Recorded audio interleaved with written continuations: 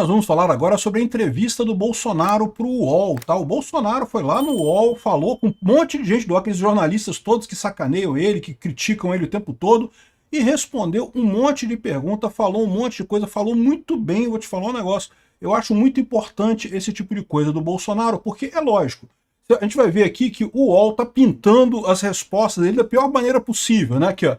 Bolsonaro diz que condenação pelo STF será game over para ele. Não, não foi isso que ele falou. Eu vou explicar o que ele falou aqui, né? Aqui, ó. Bolsonaro diz que conversou sobre estado de sítio com militares. Está vendo? Teve o golpe mesmo, ele confessou. Não, não confessou, né? Estado de sítio não é golpe, no final das contas, né? Enfim, vamos entender aqui as distorções que o pessoal fez, mas eu quero no final fazer uma colocação aqui que eu acho importante o Bolsonaro fazer isso. Ele tem que falar com esse pessoal mesmo, tem que abrir o jogo mesmo, porque ele não tem nada para esconder. O que ele fez está correto. O pessoal da STF não tem nada contra ele no final das contas, estão querendo construir uma fantasia nesse inquérito do golpe. E lembra, esse inquérito, toda essa ação é principalmente de marketing, é de propaganda. E falar para as pessoas, quanto mais você expõe a verdade, principalmente falar com o público desse pessoal, é o ideal. O Bolsonaro já se comprometeu, ele disse que vai na Globo, vai no UOL, vai em qualquer lugar, fala com todo mundo, ele não tem o que esconder. Isso é uma coisa muito positiva. Duvido que o Lula aceitasse uma entrevista com o Ancapso. O Bolsonaro fala com todo mundo. Essa notícia foi sugerida por Mais Perdido que o governo Lula, Tigresa VIP e Anão Pistolinha e várias outras pessoas. Obrigado aí ao pessoal que sugeriu as notícias lá no nosso site, no visãolibertaria.com, e obrigado a você que está assistindo o nosso vídeo. Se você gosta do nosso conteúdo, por favor, deixe o seu like e se inscreva aqui no canal, né? Bom, eu vou apresentar primeiro um resumo do que foi a entrevista do Bolsonaro. Eu vou deixar o link da entrevista aqui na descrição do vídeo, se você quiser ver a entrevista inteira dele, ver ele falando lá com o pessoal. É como você imagina uma entrevista do Bolsonaro com o Josias, com o pessoal do UOL, né? O pessoal batendo pau, batendo no Bolsonaro o tempo todo. Mas é isso que é esperado. E, de novo, isso é importante ele ter falado com esse pessoal, tá? Então, só para fazer uma coisa aqui, o Bolsonaro disse que tem esperança de reverter o processo no STF porque não tem culpa. Ele não tem culpa nesse negócio, né? O Ministério Público que tem que provar que eu sou culpado, não sou eu que tenho que provar que sou inocente, né? Em tese, ele tem razão, né? O problema é que a gente sabe que esse julgamento é um julgamento político, não é um julgamento jurídico, né? E aqui, ó, nós já fizemos a defesa sem ter amplo acesso àquilo que a PF coletou ao longo desse mais de 2 anos, tenho esperança sim de retornar. Estou com 70 anos de idade. Se me condenarem a 40, é meu fim, a 20 anos também. Ou seja, se ele for condenado a 20 anos de cadeia, ele vai sair da cadeia com 90 anos de idade, né? Então é nesse sentido que ele disse que a condenação pelo STF seria um game over para ele. Porque, lógico, ele vai botar na cadeia... A gente sabe que é isso, né? O pessoal do STF vai condenar ele a 250 mil anos de cadeia para ele nunca mais voltar para a política, né? E isso daqui, essa frase aqui, por que a Jovem Pan botou isso aqui? Porque isso daqui, meu amigo, a pessoa da esquerda teve orgasmo imediatamente quando leu essa frase aqui. Ai, é um game over pro Bolsonaro. Ai, gozei, né? O pessoal ficou encantado com isso aqui, porque é isso que a esquerda quer, tirar o Bolsonaro da política, né? Eles estão incomodadíssimos porque não conseguem tirar o Bolsonaro da política, não conseguem convencer a população a não gostar do Bolsonaro. Então isso aqui é tudo que a esquerda quer. Mas não foi isso que o Bolsonaro falou, o que ele falou e é a realidade fática, né? Se botar ele 40 anos na cadeia, o que ele vai fazer? Né? Não tem fim, né? Agora, é lógico também que a gente sabe que tem outras coisas, né? Como eu falei para vocês, o próximo presidente de direita indica 3 ministros para o STF, talvez 4, se o Barroso realmente desistir, e nessa situação isso tudo pode ser revertido, porque o STF já mostrou que nada é definitivo no Brasil, né? A justiça no Brasil é um castelo de cartas, de vez em quando vem alguém lá e tira uma carta e desmorona tudo, então pode muito facilmente o próximo presidente do Brasil já tirar o Bolsonaro da cadeia. Inclusive tem vários que já prometeram isso, né? Mas enfim, de qualquer forma ele preferiu não falar isso na entrevista, o que é bom, porque isso seria comprar briga com o STF, falar que olha só, não interessa o STF me condenar, eu vou sair de qualquer forma depois politicamente. Não seria bom ele falar isso. Ele também se vê beneficiado pela medida que suspende o processo contra a Ramagem. E eu falei para vocês isso. A ação penal é uma só. O Congresso pode suspender a ação penal de deputado. No que suspendeu a ação penal, é a ação penal de todo mundo. Suspende essa porra toda. E o que é mais engraçado nessa história é justamente o STF estar com essa vontade toda de fazer essa ação penal. Porque, vamos lembrar dessa história, mesmo o Mensalão, o STF pegou o caso do Mensalão anos depois, né, que já tinha acabado a investigação do Mensalão, e não deu em nada, e ficou todo mundo com má vontade, condenaram uma pessoa aqui e outra ali, mas sem nenhuma vontade de condenar o pessoal. Dessa vez, pô, Alexandre de Moraes, caramba, não, temos que fazer um jeito de tirar o Bolsonaro. Esse pessoal está achando que tirar o Bolsonaro no tapetão vai conseguir fazer o povo voltar a gostar do PSDB, do PSD, do PMDB ali, da centro-esquerda ali. Não vai, meu amigo, esquece, esse barco já partiu há muito tempo. O que vocês vão fazer, o que vocês podem fazer é criar um monstro na política brasileira, né? Enfim, ele fala aqui, ó, eu estou no Supremo por causa do Ramagem. Quando a Câmara decide, que ainda tem recurso agora do Hugo Mota, decide tirar o Ramagem lá, a primeira resposta que eu tenho dessa turma é que só sairia só o Ramagem. Como saiu por parte de 2 crimes e continuou com 3? A ação penal é uma só. Não tem essa de ação para um, ação para outro, é tudo mesmo, é a mesma ação. É o que eu falei para vocês. Eu falei desde o primeiro momento. Suspendeu a ação, acabou. Juiz está acostumado com isso. Juiz tem esse tipo de coisa mesmo. É chato. Suspender é chato. Suspendeu a ação, para a ação e continua com a vida. E veja, depois que terminar essa legislação, depois que terminar esse mandato, se o Ramagem não se reeleger para a próxima legislatura, retoma isso daí, investiga. Coisa.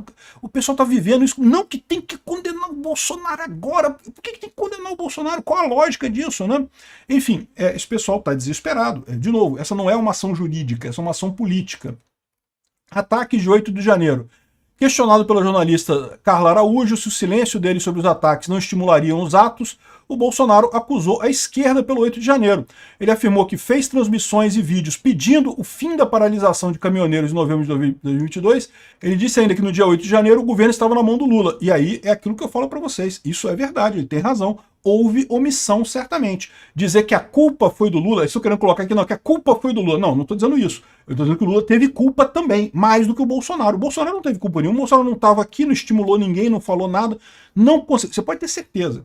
Se uma mensagem de WhatsApp do Bolsonaro falando com alguém daquele acampamento lá de Brasília, ou de alguém que foi no 8 de janeiro, isso já teria sido uma coisa fantástica, mas não tem. Não falou com ninguém.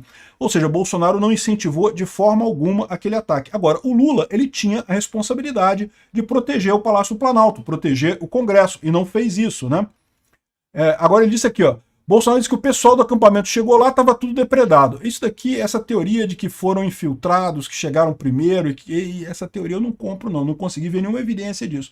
Mas beleza, eu concordo quando o Bolsonaro diz que a culpa é do Lula e do Dino, né? Porque eles tinham a responsabilidade de proteger os prédios ali de Brasília, né? Bolsonaro cobrou que governadores de direita se posicionem contra a sua inelegibilidade. O Bolsonaro já está vendo que, apesar do Alexandre de Moraes tentar, não vai conseguir condenar ele agora. O problema que resta para ele se candidatar em 2026 é a inelegibilidade, que é um absurdo. Aquela inelegibilidade não tem lógica nenhuma no final das contas. Então ele está pedindo o apoio dos governadores. E aí é uma maneira dele fazer, dele saber quem é que está do lado dele mesmo nessa história. Né? O Tarcísio, o Caiado, um monte de gente dizendo que quer ser o candidato do Bolsonaro. O que está deixando claro aqui é o seguinte, o candidato do Bolsonaro é aquele cara que está me defendendo, que está indo para lá e questionando a minha inelegibilidade. Por que o Bolsonaro está inelegível? Vamos ver quem é que vai fazer isso, né? Anistia a presos e condenados, né? O Jair Dias de Souza disse que há no Senado uma negociação para reduzir a pena dos presos e perguntou se o Bolsonaro defenderia somente um projeto que o beneficiasse. Não interessa meia anistia. A meia anistia não interessa a anistia completa, né? E Bolsonaro falou não aceitar incluir no projeto anistia a questão da inelegibilidade. Eu estava fora em janeiro. É justo eu ser multado agora em Porto Alegre? Se você está aqui, é justo eu pagar uma pena por depredação do patrimônio se eu estava na Disney? E ele tem razão, né? Que lógica tem essa, né? Essa resposta dele, cara, adorei. Bolsonaro, parabéns por essa resposta. Aqui, ó. Bolsonaro disse que caso voltasse à presidência, colocaria militares só no GSI, no Gabinete de Segurança Institucional. É isso aí. Não esquece militar. Milico é tudo de esquerda, esquece essa porra. No governo do ex-presidente teve a maior proporção de ministérios controlados por militares desde a ditadura. 8 das 22 pastas eram comandadas por militares. Eu não estou dizendo que militares sejam corruptos ou burros ou esse tipo de coisa. O problema é que eles não têm malícia política. Não tem jeito, cara. É um governo civil, tem que ter traquejo político no final das contas, não tem alternativa. Bolsonaro admitiu a possibilidade de ter havido corrupção no INSS durante seu governo. É lógico, pô, teve corrupção no INSS durante todos os governos depois da redemocratização. Sempre teve esse negócio de desconto no INSS. Estou querendo dizer que, tá vendo? É o Bolsonaro. Não, mas é só você ver a dimensão, né? Igual sempre teve roubo na Petrobras antes do Petrolão. Mas vai ver a quantidade de roubo que teve na Petrobras com o Petrolão. É aquele negócio que sobe assim, ó. É a quadrilha do Lula tomando conta, né? Então o que ele falou aqui, achei honesto, achei verdadeiro dele. Fala, tem que falar isso mesmo. Por quê? Porque se ele falar que não, vai, que não teve, o que vai acontecer? O pessoal vai achar alguém que teve, alguma situação que teve, que deve ter alguma situação que teve, como eu falei, o governo tem sempre corrupção, é impossível corrupção zero no governo, mas o Bolsonaro controlou a corrupção. O Bolsonaro fez a MP 871 que diminuía o problema de desconto do INSS. Foi o Lula que sacaneou a coisa, né? Aqui, ó, ele defendeu que haja investigação sobre os descontos ilegais, inclusive com abertura de CPMI. Tem que investigar. Se tiver alguém do meu governo envolvido nisso, tem que pagar por isso, né? Que se tiver, porventura tiver alguém do meu governo que fez algo errado, que pague. Então, assim, ele admitiu a possibilidade de ter corrupção no governo dele. Pô, então pronto, vamos abrir a CPI para investigar essa porra. O Lula continua não querendo, porque o Lula sabe que a corrupção está principalmente no governo do Lula, né? Ele disse que é contra a regulamentação das redes, o que eu acho ótimo, concordo com ele plenamente nisso. Negou ser machista, pergunta para minha esposa se eu sou machista e coisa e tal, e pediu para o pessoal doar um caso concreto. Aí lembraram do caso da Maria do Rosário, que ele disse que ela não merecia ser estuprada. E ele afirmou que ele estava defendendo porque ela chamou ele de estuprador antes. Pronto, é isso daí, estava se defendendo. O Bolsonaro concordou que pode ter exagerado em algumas palavras durante a pandemia e coisa e tal, mas negou qualquer arrependimento com relação a como conduziu as ações na epidemia, porque, de fato, ele estava correto em tudo, né? Enfim, a entrevista na íntegra está no canal do UOL, eu vou deixar o link aqui na descrição para quem quiser ver, né? É lógico que a imprensa distorceu o que ele falou, não que vai ser um game over, isso aqui foi para o pessoal da esquerda ter um orgasmo, né? Aqui, ó, Bolsonaro diz que conversou sobre estado de sítio com comandantes militares. Não, eu conversei. Estado de sítio é uma medida que está na Constituição, é prevista na Constituição, tem que ser aprovado pela Câmara, tem que ser aprovado para poder valer, então não é um golpe isso, né? O que eles viram justamente é que não serviria para nada o estado de sítio. Aí chegou a ter até um vídeo aqui muito engraçado, em que o Flávio Bolsonaro compartilhou o Randolph Rodrigues concordando com o fato de que o estado de sítio não é golpe. Olha só o Randolph Rodrigues falando aqui, ó.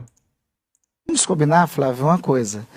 Quem quer dar golpe de Estado não utiliza os instrumentos que estão na Constituição. Exatamente. Obrigado, Randolph. O Conselho da República, é isso. Para dar golpe de Estado, não precisaria Você chamar o de absolver o Bolsonaro de convocar o Conselho de Defesa Nacional, porque a ideia é exatamente subverter. Mas ele está sendo acusado por isso, Randolph, entendeu a lógica? Se ele está sendo acusado por isso, e você acabou de falar que quem quer dar um golpe de Estado não usa instrumentos constitucionais. Temos uma concordância hoje no debate. Ou seja, o Randolph falou, se você usa um estado de sítio, o estado de sítio tem que chamar o Conselho da República para aprovar, e depois tem que ser aprovado no Congresso. Como é que você dá golpe com isso? O Randolph quer dizer que embora fosse uma minuta de estado de sítio, ele ia dar tudo na porrada. Mas peraí, mas se era para dar tudo na porrada, por que você botar estado de sítio? Porra, aí manda tudo na porrada. E ele não fez nada disso, não foi nada disso daí. Né? Se era uma minuta de estado de sítio, tinha que ser submetida ao Conselho da República, submetida ao Congresso. Enfim, né, mas o pessoal dizendo aqui, não, que ele concordou, que estava escrevendo a minuta do golpe, não sei o que lá. Bolsonaro distorce sobre o 8/1, condenações no TSE e Adélio Bispo. É lógico que ele botaram aqui um monte de coisa que eles acham que é fake news e não sei o que lá. Não vou nem entrar, nem perder meu tempo com isso daqui, nem perder o seu tempo com isso daqui. Um monte de coisas que eles estão criticando o Bolsonaro aqui. O UOL confere, que é o checador de fatos do Bolsonaro, né? Mas, de novo, o ponto que eu quero fazer aqui, que eu acho que é importante, né? Aqui, outra coisa que eles falaram aqui, ó, não, o Bolsonaro defende ter mesmo benefício do Ramagem, a gente já falou. Carta fora do baralho. Bolsonaro se esforça para mostrar que está no jogo. É muito engraçado esse pessoal falar isso e ao mesmo tempo dizer, que absurdo, a Câmara está querendo aprovar coisa pro Ramagem, querer aprovar anistia, como é que pode, não sei o que lá. Mas o Bolsonaro tenta se manter relevante. Das duas, uma. Ou o Bolsonaro consegue controlar o Congresso inteiro, então ele é relevante, ou o Bolsonaro é irrelevante, e aí como é que o Congresso está fazendo essas coisas, né? Porque é o Bolsonaro que está pedindo esse tipo de coisa, né? Aqui, ó, outros colunistas aqui, ó. Bolsonaro tenta manter relevância, não sei o que lá e coisa e tal. E o que é muito engraçado de novo, porque é o que eu falo para vocês, o que eles queriam, todo esse processo do, entre aspas, golpe do Bolsonaro, era para o povo deixar de gostar do Bolsonaro. E não é isso que está acontecendo, é isso que é a dor desse pessoal, né? Agora, outra coisa que eu acho bacana é parabenizar o UOL aí por ter chamado o Bolsonaro e o Bolsonaro por ter aceito, isso é muito importante. A melhor maneira de você quebrar uma fake news é contar a verdade. O Bolsonaro foi lá e contou. E falou tudo lá, e abriu o jogo, né? E vai ter muita gente da esquerda que viu essa entrevista. A maior parte do público do UOL é o pessoal de esquerda, vai ignorar o que o Bolsonaro falou, porque tá firme ali na questão da fake news que eles acreditam e coisa e tal. Mas esse pessoal não tem jeito. Essas pessoas que já estão convencidas de um ponto da esquerda, não adianta, nunca vão mudar a opinião delas. Agora, o Bolsonaro falando, ele falou para um monte de gente que pode estar naquela região intermediária ali, que até é mais esquerdista, tende à esquerda, mas não está tão aguerrida nessa coisa, e de repente pode ter pego um ponto ou outro do Bolsonaro explicando uma coisa, e falando, realmente, o Bolsonaro está certo, não teve esse tipo de coisa, não foi isso daí, né? Então, acho muito positivo isso, acho chato, só que a Globo não aceite fazer uma entrevista com o Bolsonaro, outras emissoras, parabéns ao UOL por isso. Acho que é um caminho importante nesse estouro da bolha da esquerda. A esquerda precisa sair da sua bolha e entender que o Bolsonaro é uma opção política como outra qualquer. Bota na célula eleitoral, se o povo escolher ele vai ser presidente. Se o povo não quiser, não vai ser. E ponto final, acabou o assunto.